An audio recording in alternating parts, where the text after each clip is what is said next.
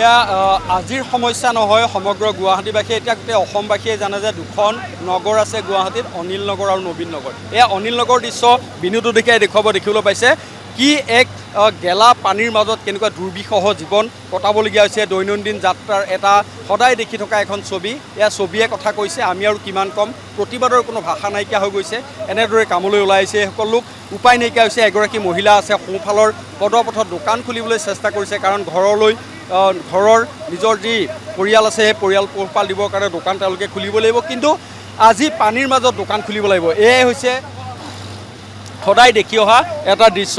এইগৰাকী ৰিক্সাৱালা এনেদৰে ৰিক্সা চলাব লাগিব, কাৰণ ইপাৰে ৰৈ আছে, ৰাস্তাৰ ইপাৰে ৰৈ আছে একাংশ লোক, যিসকল দৈনন্দিন কামৰ বাবে গুৱাহাটী মাজমজিয়ালৈ যাবই লাগিব আৰু এই ৰাস্তাৰে যাব লাগিব, আৰু তেওঁলোকে এনেদৰে সদায় মোকাবিলা কৰিছে জীৱনৰ সৈতে। আৰু ৰিক্সাৱালাই এনেদৰে সহায় কৰে, 2 পইচা লয়, কিন্তু আজি এই পানীৰ মাজেৰে লৈ আনিব লাগিব। আৰু ইয়াৰ মাজতে কেতিয়াবা ৰিক্সা বাগৰি পৰে, সেই দৃশ্য আমি আগতে বহুবাৰ দেখিছোঁ। গতিকে এই হৈছে অনিল নগৰৰ আটাইতকৈ দুখ লগা দৃশ্য। গুৱাহাটী মহানগৰীৰ এই সমস্যাৰ সমাধান নহ'ল, কেতিয়া সমস্যাৰ সমাধান হ'ব? বহু ডাঙৰ ডাঙৰ ইঞ্জিনিয়াৰ এই স্থানত আহি উপস্থিত হ'ল, বহু ডাঙৰ ডাঙৰ বিষয়া ইয়ালৈ আহিলে, বিভাগীয় মন্ত্ৰী আহিলে, কিন্তু আজিলৈকে অনিল নগৰৰ এই সমস্যাৰ সমাধান নহ'ল। কেইগৰাকীমান ব্যক্তিয়ে সদায় প্ৰতিবাদ কৰে ব্যতিক্ৰমীভাৱে, আৰু তেনেদৰে প্ৰতিবাদৰ ভাষা একেই চলি আছে, তাৰ বাহিৰে একো নাই। আৰু এয়াই হৈছে অনিল নগৰৰ আটাইতকৈ দুখ লগা কথা। কিছু সময়ৰ পূৰ্বে দেখুৱাইছিলোঁ প্ৰশান্ত বৰ্মন, যিগৰাকী প্ৰশান্ত বৰ্মনে সদায় প্ৰতিবাদ কৰে, আৰু অন্য এগৰাকী আছে প্ৰদীপ বৰ্মন।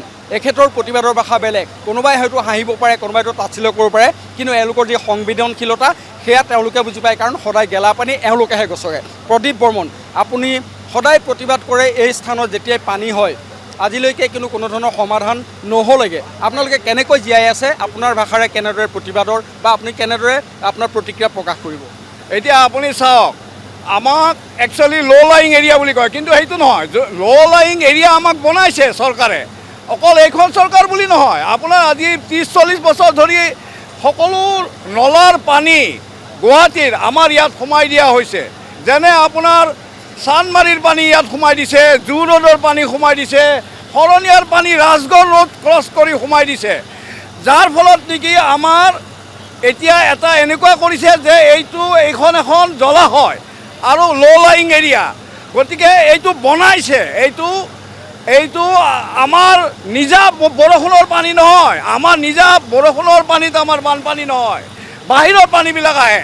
আপোনাৰ এই গীতানগৰ আপোনাৰ হেৰিৰ ওপৰত, পাহাৰৰ ওপৰত অবিনাশ চৰকাৰ ঢুকাইছিল, তেখেতৰ ডেড বডি আহি আমাৰ এই হৃদয়ৰঞ্জন পথৰ স্লেবৰ তলত পাইছিলে। গতিকে ইয়াৰ পৰাই প্ৰমাণ আমাৰ পানীটো ডাইভাৰ্ট কৰিব লাগে, এইটো ডাইভাৰ্ট কৰা হোৱা নাই। হাই হাই হাই বিউটিফুল স্মাৰ্ট চিটি, বানপানীত উটি যায় আমাৰ কাঁহী বাতি। হাই হাই হাই বিউটিফুল অনিল নবীন নগৰ, চাৰিওপিনৰ পৰা আহে গেলা জাবৰ। অনিল নবীন নগৰৰ পানী বুন্দা জানিয়া, চান্দমাৰীৰ পানী বুন্দা জানিয়া, অনিল নবীন নগৰক মুক্তি দিয়া, জয়ন্ত মল্ল আমাক বচাই দিয়া। হেই জয়ন্ত মল্ল আমাক বচাই দিয়া।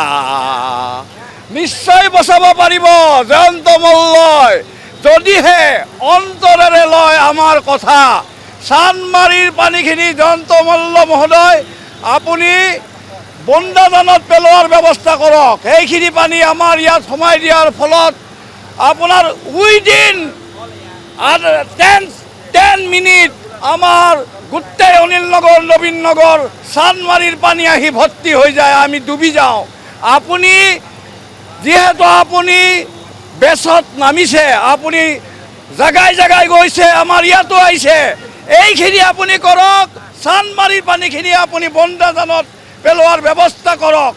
আমি কাকো গালি নাপাৰোঁ, কোনো এখন চৰকাৰে আন্তৰিকতাৰে আজিলৈকে 20-30 বছৰ ধৰি লোৱা নাই আমাক, যাৰ ফলত গোটেই গুৱাহাটীত বানপানী বিস্তাৰিত হৈ গৈছে।